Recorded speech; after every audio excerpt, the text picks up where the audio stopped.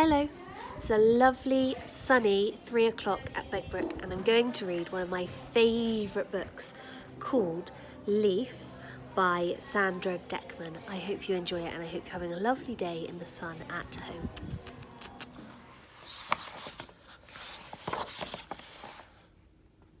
Crows saw it first, the strange white creature carried upon the dark waves towards the shore.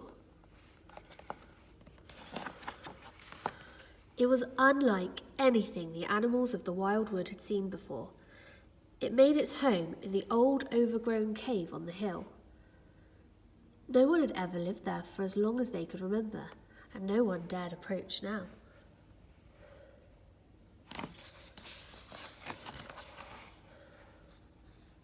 Stomping around the forest, the creature collected leaves every day, big leaves and small leaves, round leaves and colourful ones. As he looked around the forest with a searching eye, the animals would flee in fear.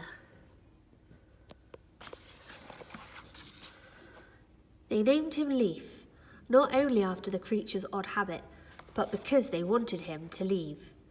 No one, they thought, should have to live in fear. Every day they discussed the stranger, but no one was brave enough to talk to him. Needs to go. Monster! A ghost? Huge! One day, Fox called out to the other animals as Leaf burst through the forest.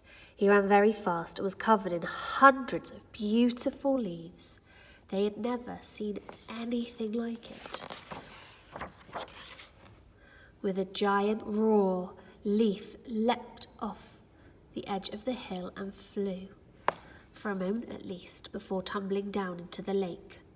Soaking wet, the beast stomped back to hide once again in the dark cave.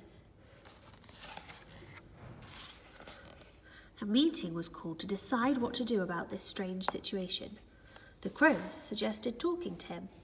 He looks sad. He is lost. Let's help. I think he is beautiful. He is dangerous, destructive. Have you seen his teeth? But everyone looked to the ground and shook their heads.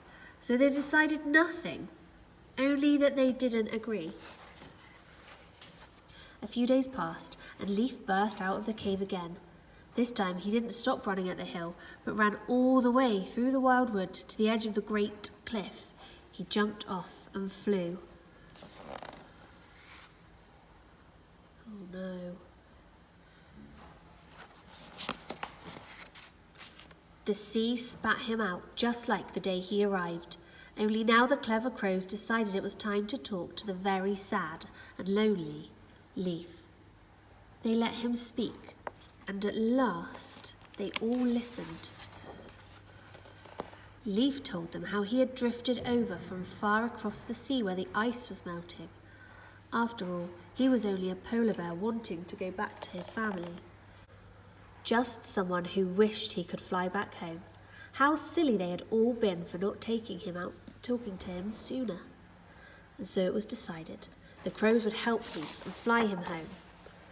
And all the animals promised to tell Leaf's story to everyone who would listen, so that no polar bear would ever get lost again. This is my favourite bit. He is back with his family.